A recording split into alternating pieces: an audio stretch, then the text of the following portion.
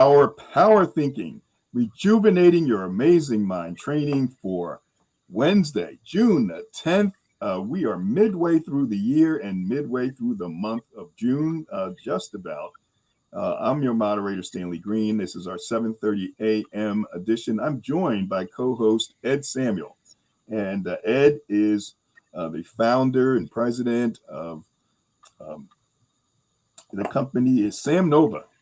And Sam Nova does outstanding work in helping people, particularly folks who, think that they may be destined to, sit for a year, 2 years, and maybe not even get another job, but don't believe that they can, who may be falling into all kinds of thinking traps. And so, of course, we are here to help you, build that resilience, practice those skills so that we can get stronger in areas that keep us moving forward, keep us bouncing back. But essentially, it's about retraining your brain. And Ed and I met back about 6 years ago. And I think he joined us for the first time as a guest in 2020. And he's referred people to power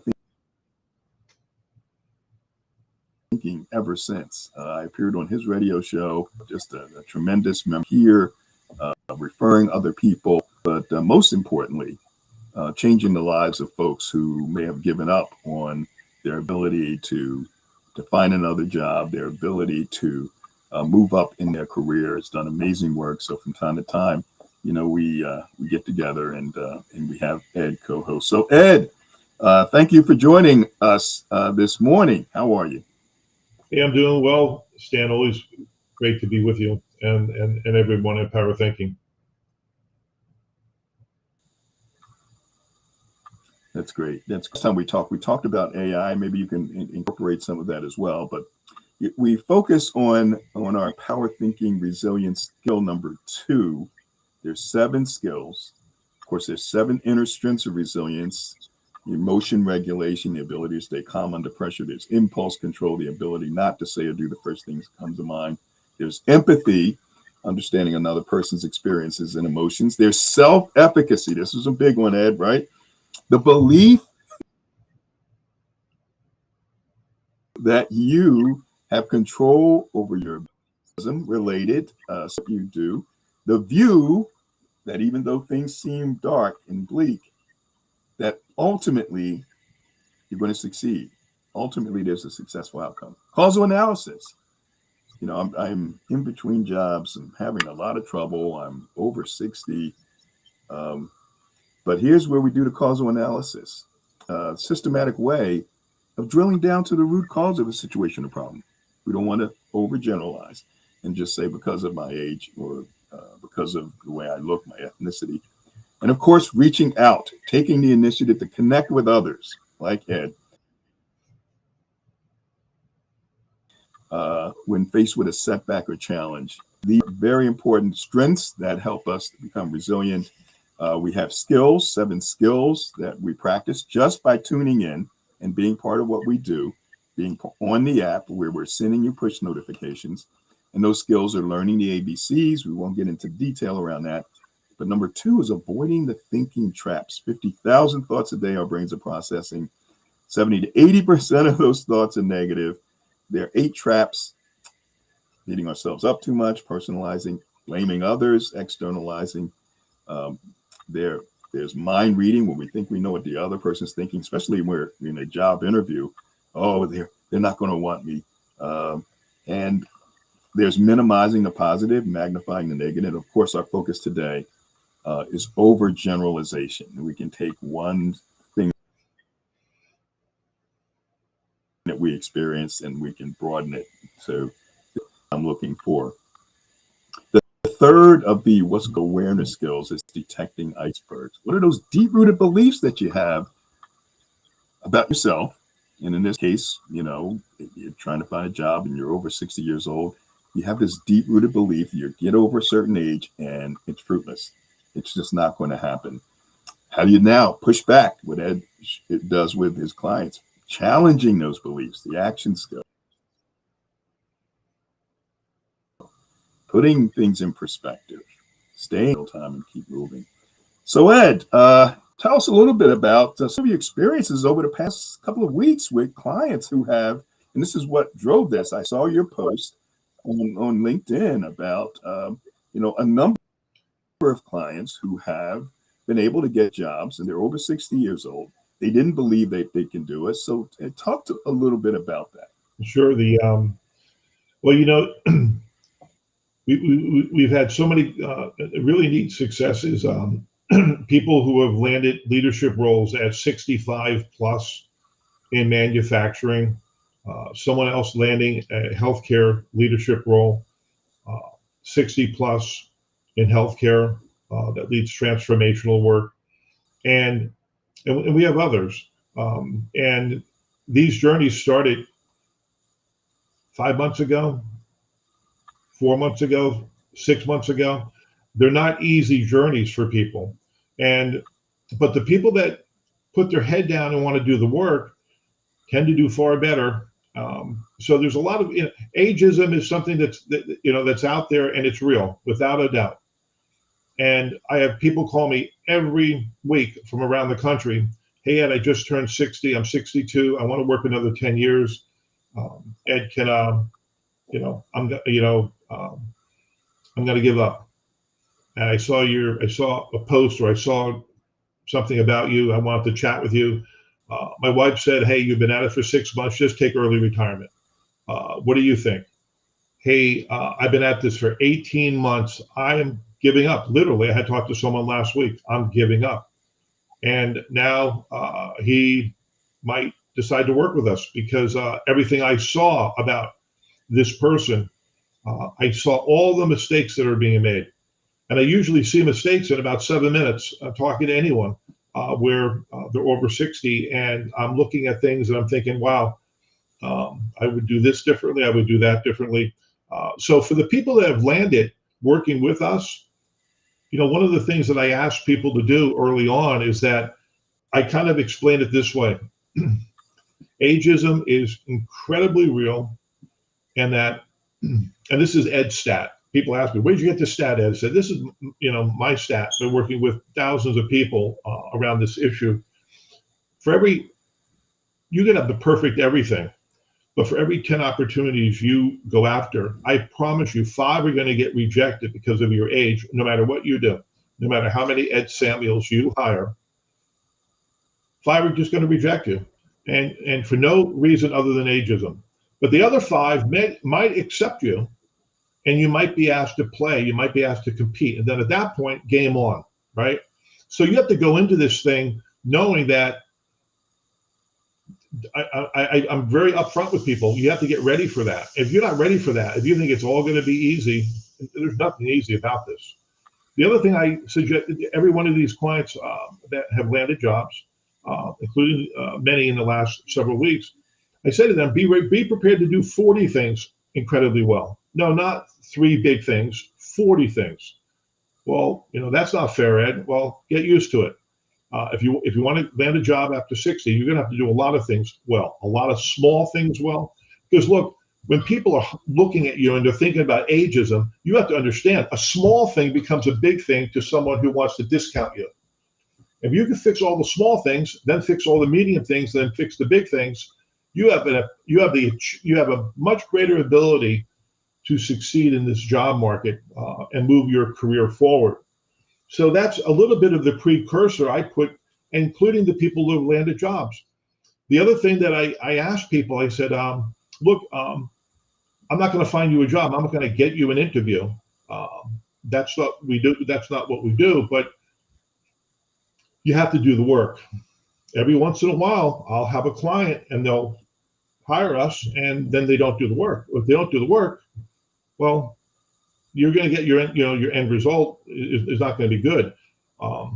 So there's this belief that once I turn 60, I can only tell you we have clients who have landed jobs at 60, 62, 65, 68, 69, 70, 75, 78, but they all did the work. So now there are some things, Stan and everyone, that we just have to understand that you have to have foundational things done well. I could spend 4 hours talking about this, but I'm going to spend. Here's one of them. Many times, hey, I need to land a job. I'm 62. I look at the resume, and some other coach, and I'm not complaining. I have tons of coaches. I have tons of people who are resume writers, but they might spend an hour, 40 minutes on a resume. They'll edit the resume. We tend to shred the resume, and it's like the bionic woman and the bionic man. For those of you who are old enough to remember, we kind of rebuild people, and we revamp resumes completely. And it will take 5, 6, sometimes more than 6 hours with a client. And what we're doing at that time is we're rebuilding all their value, their proposition, what they bring to the table, and we quantify it.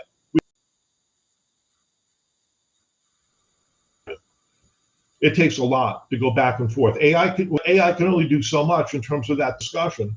But what we end up doing is we actually create a resume for the hidden job market. And I'll talk about that in a minute. But that resume now has value. The person that's over 60 seeing that value kind of emerge differently than what they had done up to this point. And that's just the starting point. Then we shift to LinkedIn, and we bring people up to, we try to bring in the very, very best LinkedIn. Now, what happens is I'm just using these as examples. Your resume, if you're over 60, better look better or equally as sharp, but better than the 40-year-old. Your LinkedIn better be equal or better than the 40-year-old. And if it's not, it's a failing proposition right out of the gate. So yeah, do you have to work hard? You darn right you're going to have to work hard. But don't show me a LinkedIn profile and say you have 56 connections because I've never had any use for LinkedIn. Well, actually, I've rejected some clients in the past, paying us money, who didn't want to use LinkedIn. I said, you have to go work with a different coach because I'm not going to work with you. Because what happens is something as simple as that. You're looked at as old. As soon as you look at LinkedIn and you say things that are dated, that means your thinking's dated. Mm-hmm. These are Let me ask you about this. These are two of the basics, Stan, just as a starting point. So obviously, wanting to be better than the person who is younger, but there are ways to not draw attention. Absolutely.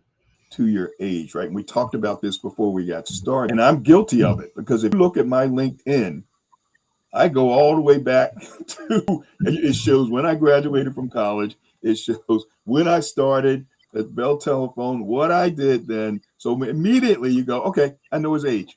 What do you suggest there?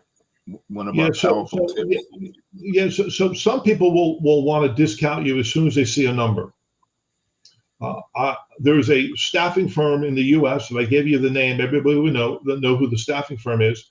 They have a policy in their permanent placement organization that if they saw an 8 on a resume, a 9 on the resume, it's deleted immediately. I mean, it's not even looked at. Forget about it. I mean, it's thrown in the trash. It's deleted. So you have some people out there where if you see a certain number, they delete it. So this thing about ageism is so real. However, on your resume, we go back 20 years and we stop. And then we put early career and we take dates off. That's what we do. On LinkedIn, I think people need to do the same thing. Last week, I had a client where they're putting their high school graduation date on. Well, then everybody knows exactly, you're 66 years old or whatever years old you are. Then I looked at another profile where everything looked okay, but the person had an Eagle Scout award from 1972. They put the date on. Take the date off. So the goal is to give people enough about you, and you're not lying, but you give them enough about you in terms of your value in the last 15 or 20 years, right? On your resume, on LinkedIn, to say, hey, send me your resume. Well, you send a resume, but you're not giving people your age. You're not giving people your exact date, and that can get you in trouble because the goal is to engage people, right? And all I'm trying to To do that here is point, Ed, we're just trying to take those dates off that it's not needed. In fact, I even use another rule. Once you're out of high, once you've graduated from college, after 15 years, take the date off your graduation date on college. Just take it off. Just That's take it off. another rule, right? And again, I'm not hiding it. And if people want to get the information, they'll finally get it. But I want you to get at least get you to a point where you're engaging someone so they can see your value. I've noticed some LinkedIn's where they don't have the date that they graduate from college or get their MBA or so. But let me ask you this: I've noticed where folks who have had eliminate maybe their first 10 years or so and maybe show more relevant experience. So they don't go all the way back in terms of their experience. So speak to that. So again, I want to for people over 60 who want to go land a job and be part of a permanent hold a permanent role with a team of people. There's one strategy. If you want to play a consulting role, that's a different strategy. And many people over 60, they go into consulting, and then at that point, the rules are different for those who want to do consulting, because then you want to share everything. So they have no intention of hiring you on a permanent basis, but they want all of you because they're going to be paying you a pay rate, or if you're independent, a bill rate. But for a permanent role, you want to show enough of that detail of your value. Now, there are different opinions on this. There are some people that believe, and some very large organizations that believe that, hey, anything that you did prior to 15 years ago doesn't matter. Literally, doesn't matter. Anything you did 20 years ago doesn't matter. But we tend to ignore that.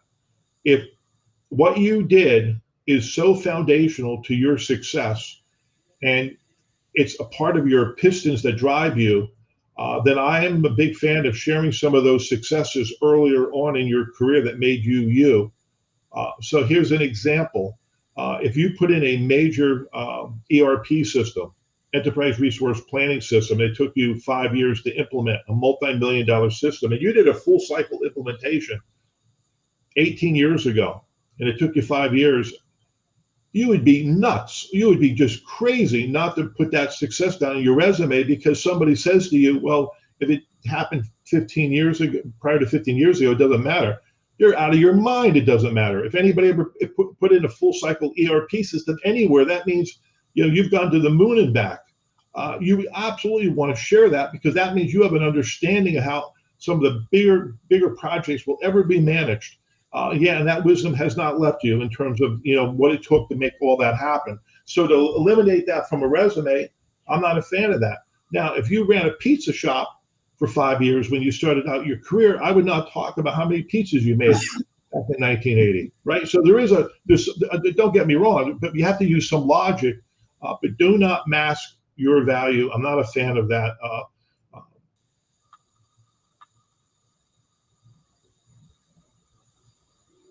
So let me share one other thing, Stan, about what helps people when it comes to the age issue. Preparing for interviews. Before AI, it was like the Wild West. You go into an interview, and by the way, what I'm going to say now applies to everybody, not just people over 60. But the Wild West was, you go to an interview, you have no idea what to expect, who the people are, what they're about. Now AI is giving you some incredible insight about who the people are, what their approaches tend to be. LinkedIn gives you a tremendous amount of information about people that really gives you an edge. For the clients that landed jobs working with us, they prepared like there's no tomorrow, and they were ready for the interview. Sometimes you could argue they over-prepared, but they were ready for just about every angle coming at them, and they did incredibly well. One of the things I teach my clients is that during interviews, when you're above 60 years old, here's a fatal mistake that's made all the time. And I did everything I could, right? And I got ghosted. And I got the note, I got rejected. And I said, well, did you make this argument? Did you make this argument? Did you make this argument? Well, no. I said, well, why? Well, they never asked me the question. And there lies one of the biggest mistakes of people over 60. You have to go into interviews knowing that you have to be able to say something that's so darn important to drive your message home, and you have to say it whether that question was ever asked or not asked. So here's the point. The point is, sometimes we don't move forward over 60 during an interview because we don't prepare well. Second of all, we don't answer the unasked question. And there's a lot of unasked questions that happen during an interview. And then the interview ends and they sit there, they already have an answer. They never asked you the question, but they got the answer because you never said anything. And you're going to say, well, that's not fair, Ed. Well, again, preparation for interviews at 60 are a little bit different beast than those maybe at 40. But the other thing that you have to be careful of is that AI is changing the landscape. There's not one client I'm working with, including the 60-year-olds who have landed jobs, who don't have AI somewhere on that resume, on their LinkedIn, on that resume. And not just the word of AI, they're actually doing something with AI. AI changed the landscape in such a rapid way that you cannot go in with a swagger of your past experience thinking that that's enough in the market we're going into right now. It can get you to a point, but the people who are going to excel or going to land that job are the people that are actually already learning AI and how to implement. And remember, AI has two pieces to it. One is speed, transactional, reducing costs. It's all optimizing. And then the other piece of it is strategic, decision making, integration, supply chain. It's the architecture. Those are two components. Both of my clients pursuing certifications in AI, at greater than 60. Going to seminars, learning AI, and actually incorporating some of the language into the interviews that they've had. People are looking at them saying, wow, this person brings all this value. Their successes are incredibly quantified. They know who they are, and they're still learning. They're still bringing more knowledge into the things that they've done in the past. There are certifications in Lean and Six Sigma that now are integrating AI. I think it's at Stanford or Cornell. And those certifications aren't like crazy, $10,000, $30,000. We're talking $2,500 to get certified. So these are the things that give you the edge. But going in thinking just what you've done in the past now with AI is going to be enough.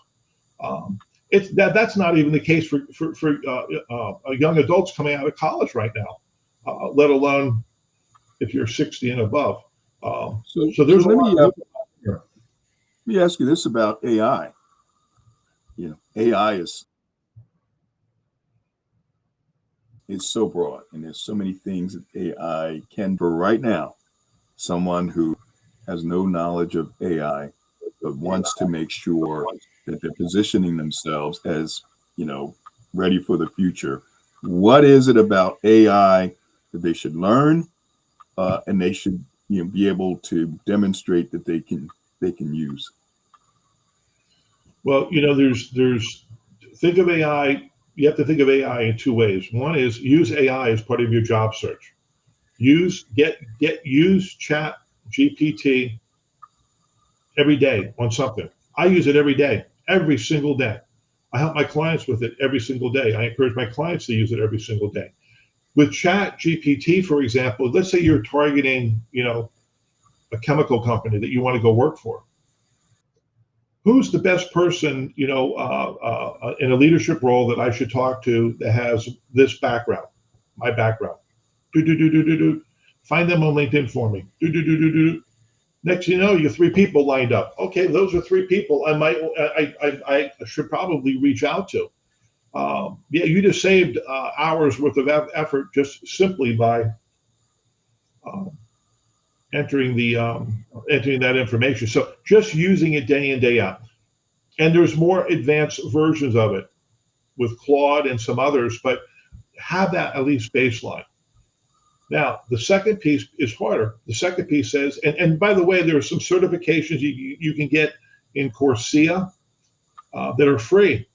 And several of my clients have gotten those certifications, 4 hours, 8 hours of training, self-paced. I encourage people to do that. That's the baseline.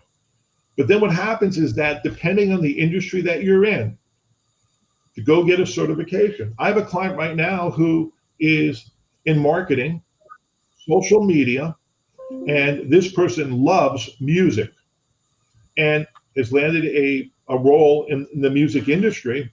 And I said, well, you can wait and wait and wait for your boss or your company or whatever to kind of get on board with AI, or why don't you go after the AI certification in music marketing right now? That's not that expensive. And guess what this person's doing? They're going after it right now. They're going to be more on the leading edge versus being pulled into it. And every industry, Stan, has a certification at various levels. Even the people who have landed jobs most recently, one of them being a leader in manufacturing. There's a leadership role.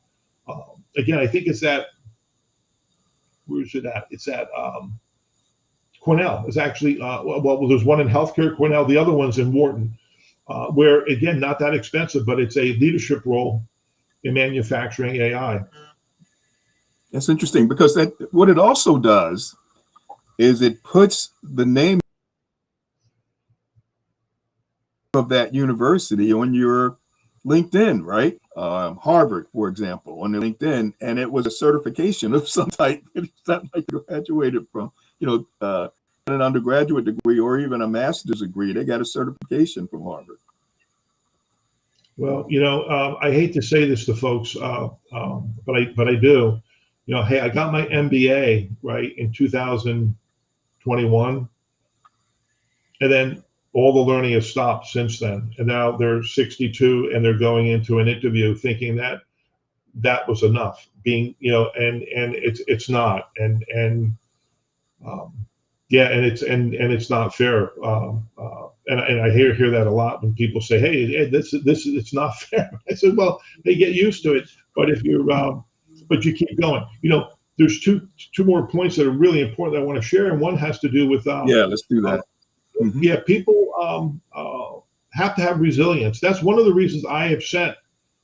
I've lost count of how many people I've sent to your program, Power Thinking, Stan, Yes. because everybody needs resilience. Because the people that have landed jobs, they got no's, not a dozen times, or being ghosted a dozen times, and you just scratch your head.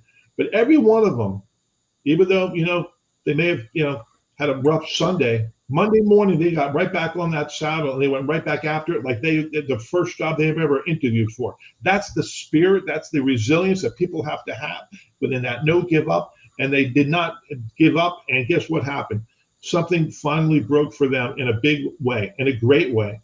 The other thing I want to close with is I'm a big person of faith. Anybody who looks at my background and see what I do, prayer's been a big part of the journey for most of my clients. I would say the majority of my clients, prayer is a part of it.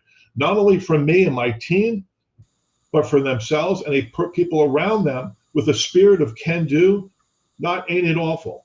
A spirit of support around them, praying for them, knowing that the door's going to open, that it's going to make sense for people to go after.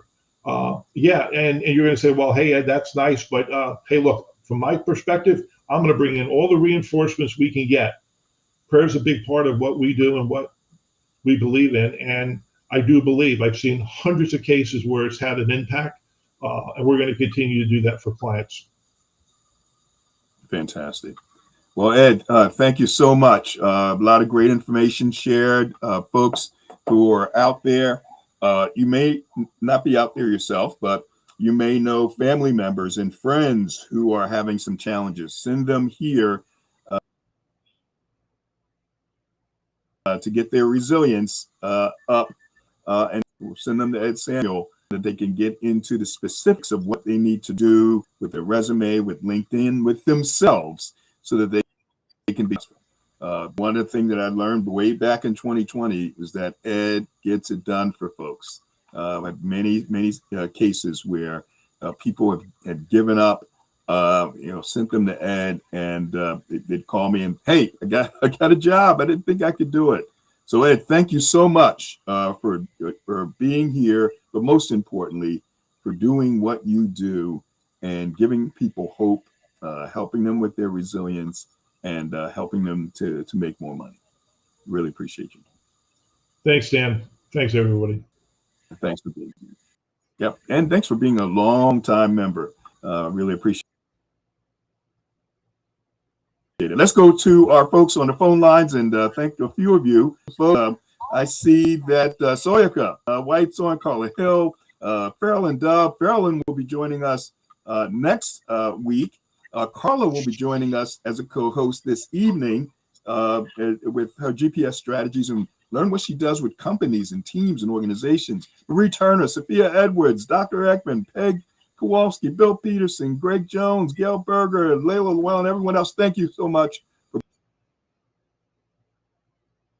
being with us. Join us again this evening and about our 60-80 10% equity plan that we're putting together and we're having sessions on as well. Take care, everybody. Have a great one, and we'll hopefully see many of you this evening. Ed, again, thanks. And everyone on LinkedIn, thank you for joining us. Thanks for your comments. We flashed them up.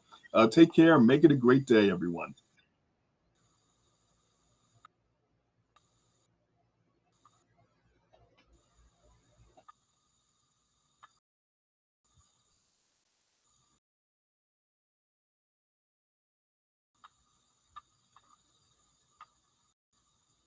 Hang in there, Ed.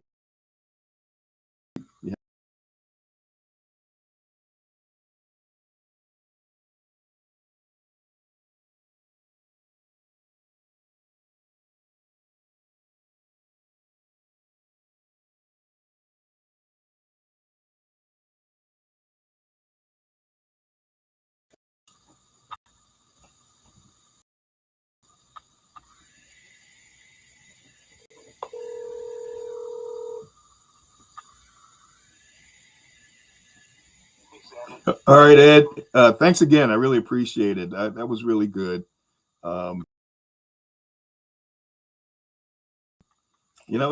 People have to get out of their own head differently to get what they want. So. Yes, no, absolutely. I'm actually getting quite a few comments from people on LinkedIn right now. Good. Yeah, really nice comments about, hey, giving a wake-up call. Excellent. Well, we'll keep it going. All right. Well, thanks again. Have a great day. All right. We'll see you. All right. Bye.